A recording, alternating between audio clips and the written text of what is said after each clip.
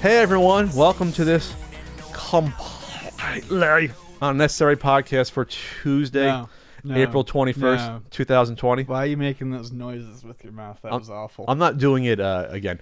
Alongside Ian Ferguson, I'm Pat Country. We are into week 5 of the self-isolation. Is that what it is? And shutdown. Well, for all of California was, I think, March 19th, but it started really March 13th for parts of California. For NorCal. Yeah, so how's everyone doing out there?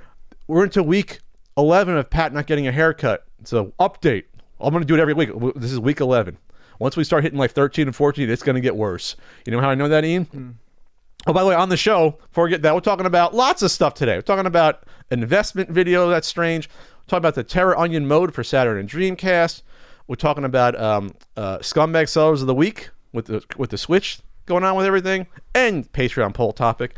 But yeah, so you know how I tell it's getting harder with the hair? When I go out shopping, Ian, I tie I don't have a surgical mask, I tie a bandana. It's getting harder to tie it up with all this hair back here. It's like starting to tie my hair into the bandana. Oh yeah, no, I'm having that problem too. So not asking for someone to send me a surgical mask or a cloth mask, but now I see the advantage of that over a bandana, because just tying the damn thing is difficult.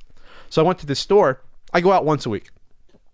I go to the UPS store to drop off pins, enamels, Blu-rays of not for resale, certain NES guidebooks, T-shirts at ultimatenintendo.com. I go do that every week, at least once a week, but usually once a week. I don't want to go out too much. And I go to the food store. Now at the food store, it seems like 95% of people are wearing face coverings, which is good, because even if it's limited and more limited in helping you prevent from getting it, it definitely helps spread it if you have something. Sure. From breathing and coughing and sneezing. There's a lot of stores I know out here that won't let you in if you don't have one. But I was surprised to see a younger woman in probably like mid to late 20s not wearing it, and she was just like chatting away with the workers at the register like it was nothing, while they're all covered up and they have the fucking plexiglass in front of them. It's like, what are you doing? Just wrap a fucking T-shirt around your face. I don't care what it is. Read the fucking room. Yeah. Even if hell, just to make people feel better, even that you're doing that. But there's also people, even older people, I see. My favorite is them wearing it around their neck, the surgical mask, or not covering the nose up. So like you also breathe through the nose and the mouth. Like, so do one or none. I mean, excuse me, do both or none. Like, what are you doing? Wear the mask or don't wear it. Because when you have a mask, don't know how to wear it, I think you're even a bigger idiot than not wearing it. Like, wear the mask properly, right? I mean, like, what are you doing? Vonnie and I were coming back from picking up food or something. I can't remember what it was. It was a couple days ago. And we're driving back into OB. And there's a group of like 8 to 10, 20 somethings just walking down the street, like together in a group. Still? Yeah. And they have masks, but every single one of them is hanging down here. None of them are wearing any of them. Like, they're around their neck, but they're not wearing them. I saw like a 21-year-old with a skateboard inside the grocery store, and yeah, he had it around his neck. And it's like, what are you doing? Like, what? It's not a fashion thing. Like, I'm sure you can get a fashion one. Just wear it properly. Just wear it. I don't care if it reduces the risk only by 10% or 50%. It's still a reduction of a risk. Just freaking wear it. God, it's annoying. What's more annoying is obviously we've had, I don't want to get too political right now, but it annoyed me, all the anti-shutdown protests that sprung up because our fearless leader, tweeted a bunch of stuff on like Thursday and Friday. Bunch of AstroTurf bullshit. And these people come out and are literally endangering people. So, did you hear about the people who were honking their horns at the hospital? No, I didn't hear about that. There were people who were protesting outside a hospital and honking horns. What are you protesting? That you're saving people's lives and you're risking yourself by going to the hospital? Are you just announcing that you're an asshole by honking horns at people who are sick and dying? I mean, we're in a strange state right now. This is what was the term that I used a few months ago about arrogant ignorance? This is the culmination of that, an anti-science, but this is literally people's lives on the line. Like, this isn't just like something like an existential threat 50 years in the future. like climate change, this is something clear and present danger, like right immediately, day to day. And it's just, again, it's disappointing. I don't want to talk too much about it. It's disappointing. I'll just... there was a guy, I mean, we really need to hammer home that these are not people who are out there. I'm sure there might be some, but these are not people who are out there protesting because they desperately want to get back to work. These are people who probably own businesses who want their employees to get back to work. These are people who, it's not even about work. They might say that, but when you look at the protests and you see people with signs that say they want haircuts, or I was reading, I don't think I saved it. I was trying to find it. One of the organizers was quoted in an interview of these protests saying one of the things he hates most about the lockdown is that he can't get free drink refills at restaurants, and he has to order 2 drinks when going through the drive-thru. That's either... I kind of, with the way we consume things in this country, I believe him. I actually believe him. I believe that's why he said that. Yeah, I don't think it was tongue in cheek, because that's when you really talk to these people, that's what they're saying. I miss going to Fuddruckers to eat all you I saw Fuddruckers training. I'm like, I don't think I've been to Fuddruckers in my life, but some people like it. So I think we have it pretty well. If that's the biggest sacrifice that we're making, is I can't get my free refills on my I have to pay for 2 drinks instead of getting a free refill on one of them. On my 48-ounce, Coke that I got at McDonald's. Like, we're doing okay then. Food's not in short supply. We got internet, we got TV, we got Netflix. Yes. Today's Reopen rally organizer, Steve Hasty of Murfreesboro, says what he misses most is sitting in restaurants and getting free drink refills. I hate having to get 2 iced teas in the drive-thru. Oh, my God. He says. Oh, my God. Buy a fucking gallon at the food store and just fill up at home. Fill up your zoo cup like this. You'll be fine, sir. Or Steve. Sit in your fucking living room. Order a box of tea bags off of Amazon and make all the iced tea your heart can desire. Yeah, or just go to the store and get like some Lipton iced teas and you're fine. Yeah.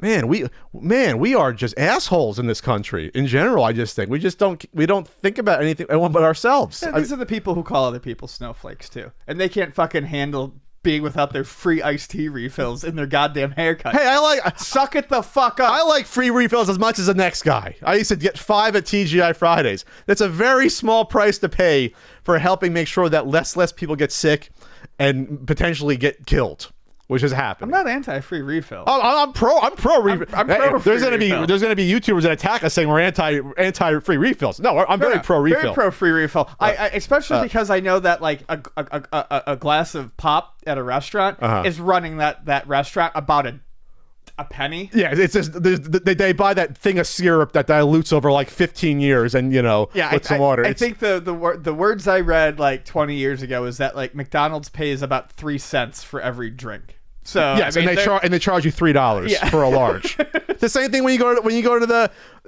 So that's the only thing that I don't ever really get pissed at the cost of food. I get pissed at the cost of drinks because it doesn't cost anything. They cost nothing. And when you go to like the worst is when you go out to the movie theaters, which now I want to get to movie theaters because they're closed. But when it's like they charge you like $3 for a small or like $4.50 for a large or $5, knowing you're going to say, well, I'll get the large. It's literally costing them a dime to make that, and they're charging you like $5 or $6, whatever. You get like the jumbo one. Yeah. So whenever I do that with a date or with an ex, we would never order 2 drinks out of principle. We just share one. Well, those days are over until this is passed. It was ridiculous. It's like $6 for a large drink, 32 ounces of Diet Coke. Are you kidding me? Man, sharing things is kind of a thing of the past, isn't it? Well, I mean, if you have a significant other, you're married, so right. You've swapped. When I was outside the other day, I had rolled a CBD joint and I was smoking it, and I saw someone walking down the street, and I crossed the street so they could keep walking because they were with a dog, and I was like, just made me realize, I was like, like 6 months ago I could have been like, but not now. Not now. Yeah. Not now. I'm not kind of sure. I didn't know you do CBD joints. Yeah. The roll's the same, and it's the exact same. It's marijuana. It just has less THC and more CBD.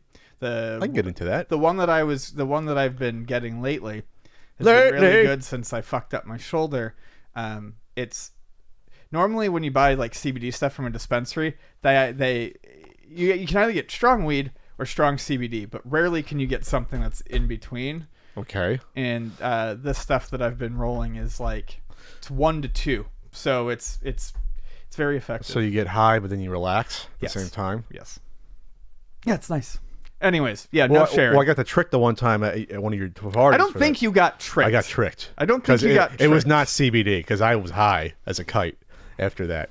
I was like, woo! I smoked it and didn't feel anything. Well, you don't feel anything in general, and there's so much chemicals that have coursed through your body from various sources. I'm dead inside. You're like 1% LSD still, probably. Probably. From high school. 1% strips from high school. Just you and Frank. Just lick my face. And Frank's still getting that flashback every now and then. What was I going to say? Oh, real quick shout out to OSW.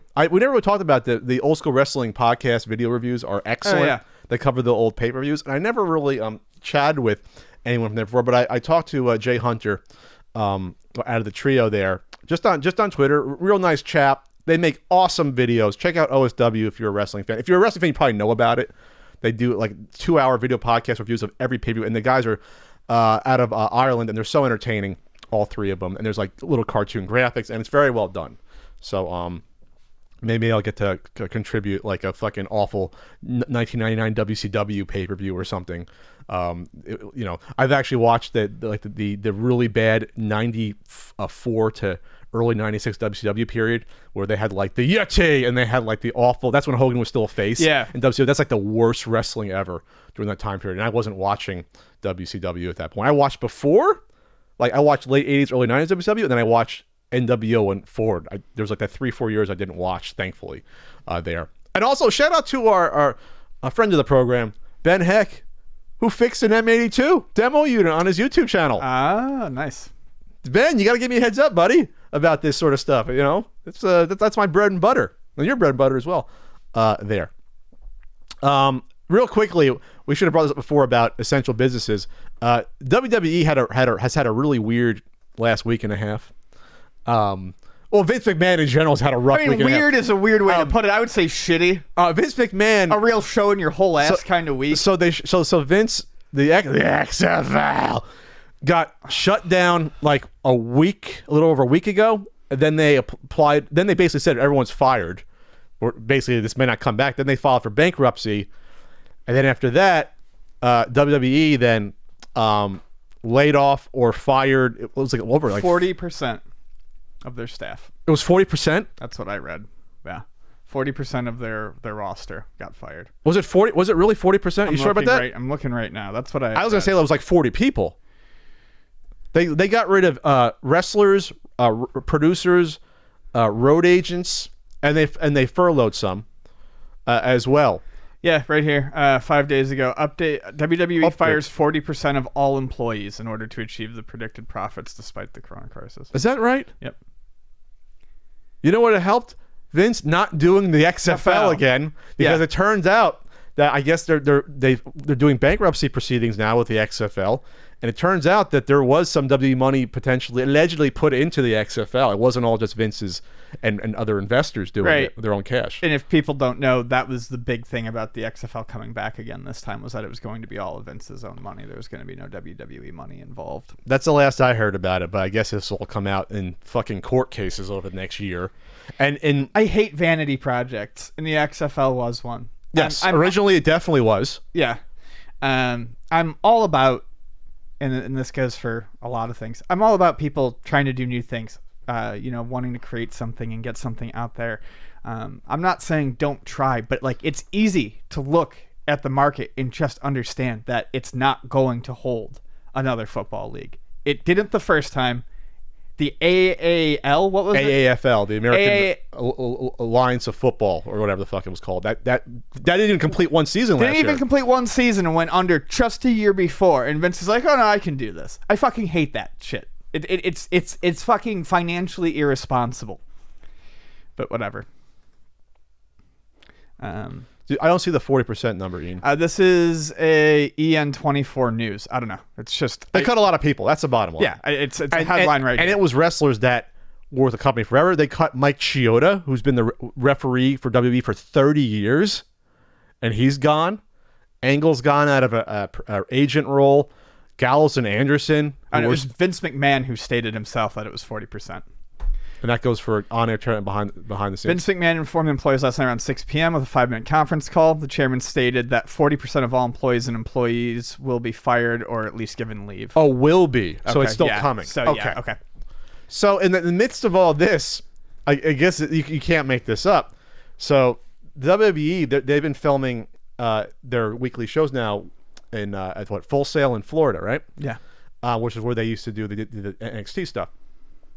And they were warned by the sheriff multiple times to shut down. You're not an essential business, and they kept going on. But something changed, Ian. Something changed. Oh, There was on the same day the governor of Florida announced that WWE was now deemed an essential business. There was an $18.5 million donation given to the state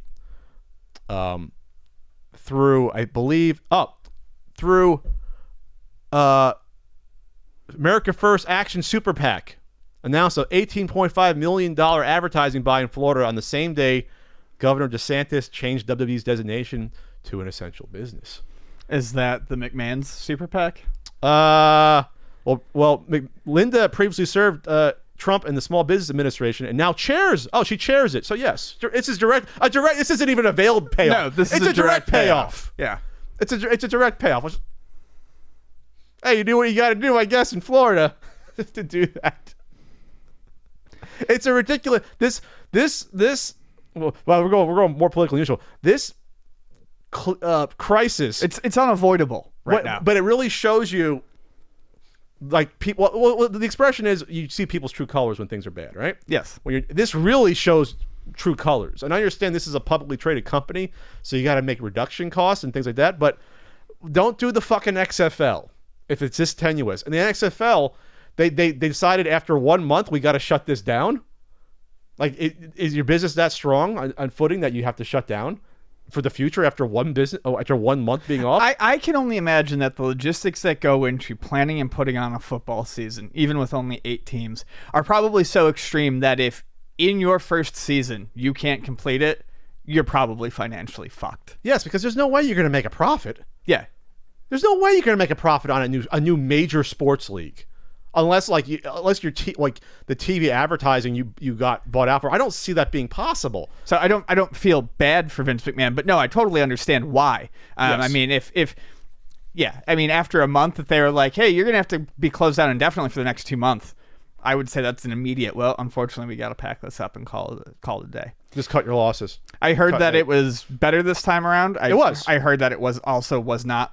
Doing crazy numbers. So I don't know that this would have stuck around, but it did initially have this was like it didn't have like a 3-year test deal or something like that, or 2-season test deal. I can't remember what it was. I'm not sure, but they had ESPN's full support this Yeah. time out. Originally, they really didn't. It was more like, I think, like NBC and one of the other companies, but they had ESPN's full support of this.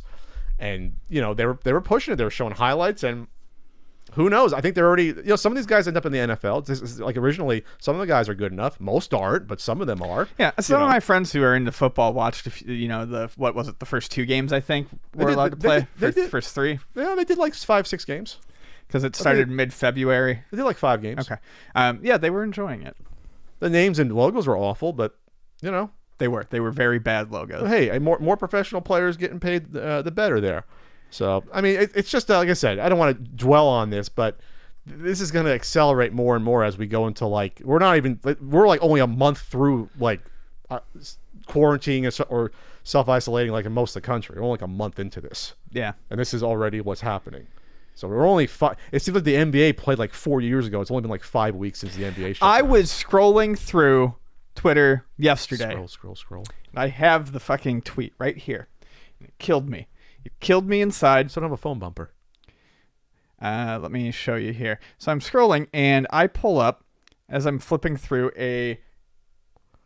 this tweet comes up from Twitter Live. Twitter Live tweeted this. Twitter Live tweets some basketball. Damon Russ dropped 40 points. But you have to understand, I see Twitter Live, and then I see NBA in there, and I'm like, what? what? Did they all get together for like a fucking pickup game or something? No. And like, can I turn the TV on and watch this? And no. Well, like my heart literally jumped. I wanted to watch some basketball so bad. Well, they tried to do that awful horse game last week. Did you see that? No, I didn't. They were doing horse with just splicing in through basically like Zoom, like on people doing the phone and bad Wi-Fi. It was fucking awful. Like it got so panned. People are like, this is like, how the fuck can you play horse if you're not all in the same spot? oh, you showed. Yeah, I suppose. But it was also funny because like Trae Young was just basically has like a hoop, like in his like a hoop that you can buy for $100 at like Sports Authority on like your driveway. But like Mike Conley had like his own full fucking gym attached to his house, like a full like half court, and then the other side there was like one down. It was beautiful. So like it was just weird to see stuff like that. Yeah, that's neat. I think I read that Steph Curry doesn't even have a hoop at his house. He has to like have one built or built something to practice. Anyway, so we're in weird times, obviously. Speaking of weird, this is something real quick. Tetris Blitz is shutting down today when we're recording this. Are we really mentioning this? I'm going to mention it because someone said we one mentioned person. This. I mean, I'm sure they're very nice, but one person said we. Okay, it's been out for only less than 4 years and it's shutting down. All right. This online game through I think it's EA. I just think it's funny. I just got a notice the other day that my Scrabble game on my phone is going to be going away, and they're replacing it with a different Scrabble game. Uh-oh. How many different Scrabble games do you have? Does it look different? I have no idea. I'm actually like, I'm hoping that it's decent because the current Scrabble app, you can only play against randos, or you can request to play with someone you know if you are both friends on Facebook. Okay. And no one I know uses any fucking Facebook. That's a start at least. Do that local couch co-op. Words with Friends. Next to you. Words with Friends used to let you. Just friend list? You create. Yeah, I'm pretty sure if I remember correctly, you just made a friends list and you could search for people who played. There has to be a gaming network on the apps that has like an offering like that where there's multiple games and you pay something and you have friends list for like simple board games. I would think like Clubhouse games. Anyways, Scrabble is the greatest game ever created. I was never good at it. That and words like scramble stuff. I'm not good at that. I can't think of words that way. It's my favorite fucking game. It makes it lights up all the pleasure centers in my brain. I like to unscramble letters. I don't want to think about you unscrambling tingly parts right now. Ian, we have some breaking news from last night about PS5. We do. Pricing and scarcity. So Sony says that it's going to be a scarce year for PS5 when it comes out. It's going to be released in limited supplies. I'm assuming that a lot of that has to do with the health crisis that we are currently in. Game developers who have been making games for the title are guessing that the system is going to be between $500 and $550. And quoting from the article here, Bloomberg Intelligence's Matthew Canterman points to increased component costs pushing up the price required for Sony to break even. Sony has struggled with its price-setting decision for the PS5 because of scarce components, Bloomberg News has reported. 550 is going to be a pretty tough fucking sell, I think, this year. Yeah. Yeah.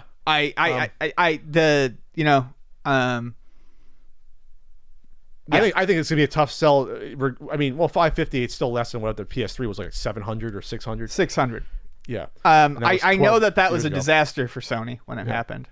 And I think the market is getting to the point where I don't know, they just won't buy systems that are more expensive than a certain price. Now, granted, this will be a new system, so I can't really use this as they're not the same thing. But like the Xbox One X, as far as I can tell, doesn't move very fast because they're constantly on sale for like $229. Oh, really? That's cheap. And that's the Pro model of the Xbox system. Oh, not the original. I'm talking about the Pro one. It's the Xbox One X is there's original S and X. Yes. X is the highest. So X one. is going that cheap. They're constantly put on sale for that cheap, and I just don't think they're selling. From talking to people who work in games, a lot of people who I know who've worked at GameStop and work in other independent game stores said that the One X didn't move. Now, granted, Microsoft was in a worse position this generation than Sony, but I do think a lot of it is just at a point people don't want to pay that much for a console. Well, it's also because when you put out consoles an iteration every 2 years, Yeah. like Xbox, if people get confused or maybe they don't want to upgrade anyway. That's immediately why I kind of doubled Yeah. back, because they're not the same thing. But I do think that a lot of people are going to look at if it goes for $550, they're going to look at it. I think a lot of game players like myself might look back at the PS4's launch offerings and remember how scant they were. Yes. And go, I can wait a year, which is what I did with the PS4. You can get a used like new Xbox One S, which is the middle one, for like 125 shipped from multiple people on Amazon. Yeah, I think that's what we sell them for. That's not even the original. That's the S. That's the middle one, which is like the HDR. 1 terabyte too, on top of that. Yeah. Oh, that's the old digital one. Yes. Some people will be fine with that, I guess. Anyway, back to Sony. I do think 550 is going to be a hard sell. I think I think 500 is something that people would be more comfortable to pay. I think Sony will do everything in their power to stay away from 600. That price point has become almost like a joke at this point. Yeah, it's like CDI prices back in the 90s. So, like, who's going to buy something for that expensive? The closer they get to it, What I a think CDI cost. the harder it will be. Yeah, CDI was $600 for the lower one. And I started at $800. But I have a feeling that. Do you think it's worth even bringing the console out if it's going to be in limited quantities for a price that most people won't afford to anyway? Especially if we don't know if things will be totally back to normal. Well, that's what I'm saying. Especially when I'm talking about affording it. $550 is going to be expensive for me no matter what. But for a lot of people who are really into this, that might not be too much. Except for a lot of people aren't working right now. Yeah. I think they probably do have to bring it out though, because there's games in development. They haven't really mentioned anything, but there's games in development. And if they don't bring out the system, then those games don't make money, those games don't sell, and it starts to hurt an economy that, can actually exist during this time. Video games can totally exist right now. We need stuff like that. How many of these launch titles are going to be exclusive, though? I'm looking at the launch titles right now. I don't even know what the launch titles are. Sony ones, there's about 7. Killzone, Shadowfall, Flower, Knack, Resogun, Sound Shapes, Escape Plan Flow. Those sound half fake. But this is like a real website. Is this a real website? No, I think they're fake because, Flower, those are all PS3 games and then PS4 games. I'm looking at this website. Resogun was PS3 and PS4. Or PS4 only. I have it. Oh, I'm sorry. You're looking at PS4. I'm looking at PS4. I'm like, wait a second. I'm like, what am I looking at? Oh, yeah, we're at PS5 now, right? I was like, are they trying? I'm literally thinking to myself, are they trying to mimic the PS4? I should have realized once I saw Just Dance 2014 listed. Yeah, you probably should. That should have snapped me out of it. Okay, PS5 launch titles based on Tech Radar from 4 days ago. Here you go. Sorry about that. Confirmed. Warframe. Game called Gothic. Rainbow Six Siege. That's the one, the house one. I couldn't think of. Yeah. Outriders. Lord of the Rings Gollum. What are you gonna play? You're gonna play as Gollum? Okay. Godfall. Watch Dogs Legion. Gods and Monsters. Rainbow Six Quarantine. That's a good name for what's going on. WRC6. It's like a rally racing game. Yeah, World 9. Racing Championship. Dying Light 2. Cyberpunk. Is that confirmed? That's gonna be a launch now. They keep pushing that back. Death Stranding. So not even all of these are exclusive. No, a lot of these are going to be in between. Just like the first year of PlayStation 4. Oh, no, this is like a wish list because now they're listing GTA 6. That ain't happening. That's going to be out for like 4 years, that game. All the confirmed and expected. Anyway, here's the point. I don't think you have to rush out and get, like with the PS4, you don't have to rush out and get it right away. No, and Microsoft has already basically said there's no reason to rush out and get the Series X because there's going to be no exclusives for it for the first year.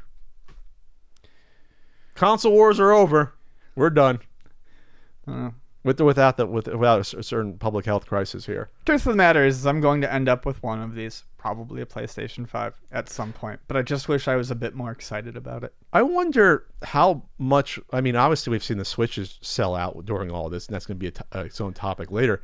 How good is Nintendo going to have of a year with all this going on? Because if this doesn't like get you to want to play with friends and family with the Switch, like we're into the middle age now of the Switch, and it's now like still doing very, very well. Yeah. I wonder how well it's going to do this holiday season. It's April, so it's what, 3 years and 1 month, and at this Yeah. point we're getting about 6 years out of our systems. So yeah, about Middle age. middle age. Starting to get those back pains. The Switch there. Mm. And we don't have they said a new Switch isn't coming out this year. They already said that. We're not going to Right. get the Super Switch this year. And I just think it's interesting how it's totally changed how the gaming market's been. It's almost like the rules don't apply from what it was like even 5, 6, 7, 8 years ago. Yeah, it's weird now, and I think it's even weirder now because of this. But I do think this sets up Nintendo to have a pretty good Christmas as long as they can get some, a couple of big titles out and announced. Yeah, sure, they'll have We're something out. we're only 4 months into the year. There's Yeah, and plenty of Animal time. Crossing is doing better than people imagined. Like that's selling so Animal well. Crossing's doing insane.